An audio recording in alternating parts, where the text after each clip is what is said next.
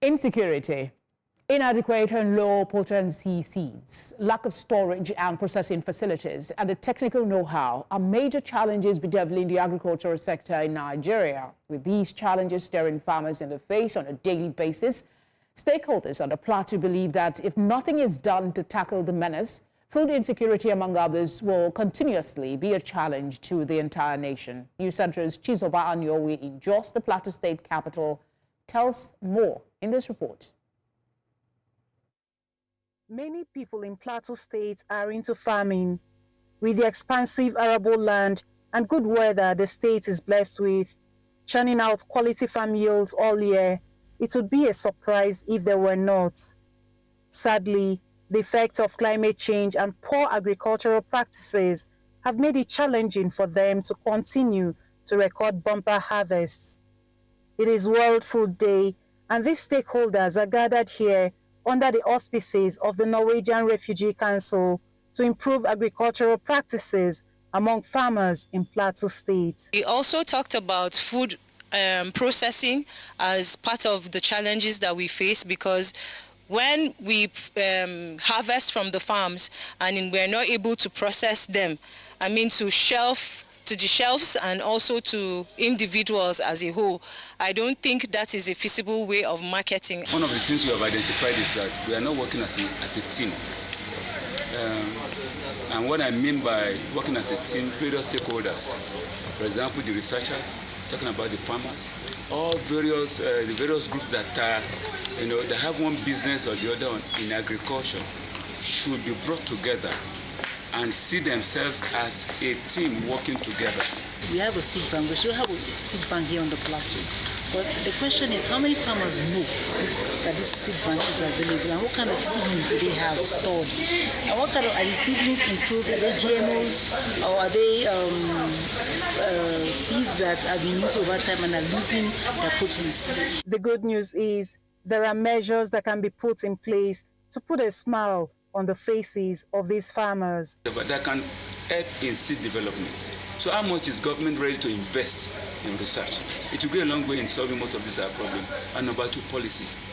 Now, a policy is just like a compass. Any state or nation without a policy on agriculture is more or less like a captain without direction on the sea. The possible solution too will be for people to donate these seedlings to ministries to also check for diseases or anything that is lacking for them to work on. And be able to have maybe like hydrometeorological data on the quantity and the quality of rainfall that will come on the state, so that we can advise our farmers adequately when to plant and the kind of seed they should plant that will give them greens, not the ones that when they put in their close to harvesting, the rain comes and spoils everything. With the significance of food and agriculture to a country's economy, there is no gainsaying that waiting for October 16 every year to make efforts to improve food security is not the best option. In Jos for News Central, Chizoba Anionwe. The World Food Day 2024 is focusing on the right of everyone to have access to food in order to stay healthy and alive. The hard times in Nigeria today has made it difficult for most families to feed at least 3 times a day. How then can the needy, unemployed and underemployed afford even 1 meal per day? News Center's Chinwe Ugele reports that the theme for the 2024 celebration is Rights to Food for a Better Life and Future. Food in Nigeria today is luxury and exclusive to those who can afford it, given the food inflation in the country. Farmers say the situation can be different and better if government and investors assist them with adequate incentives. The government and the banks are not really letting the finances go there so that people can be empowered, because farming is not, it's not a 10-kobo business. To be able to achieve it, okay, for instance, a day-old broiler costs about 1,800. We don't have improved seedlings as at now, and you discover without that we are nowhere. Having good roads that lead to the farmlands will also help transport farm produce with ease for a nation which can barely produce what the citizens eat.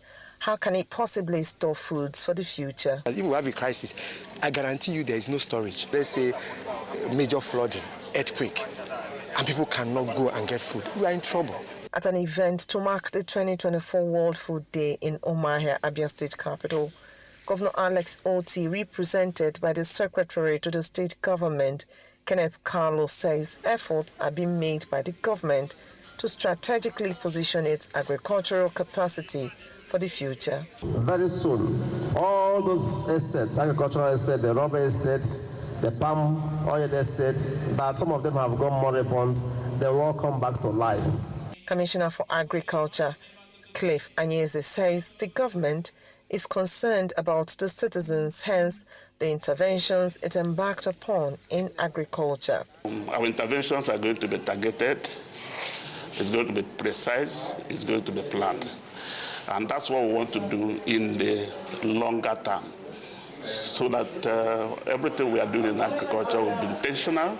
If truly every citizen should have a right to food, then there must be a policy that discourages food wastage. It's not affordable. Gari is costly now. Before, you used to buy gari, a cup 15 naira, a cup 100 naira, but now 2 cups of gari 500. Some people cannot even afford it. So anybody that has leftover, at least they can share it to people, hungry people in the streets. A hungry man, they say, is an angry man. Therefore, Nigeria needs to produce enough food to serve its citizens and probably have enough in the storage in order to take care of emergencies. In Umuahia for News Central, Chinwe Ugeli.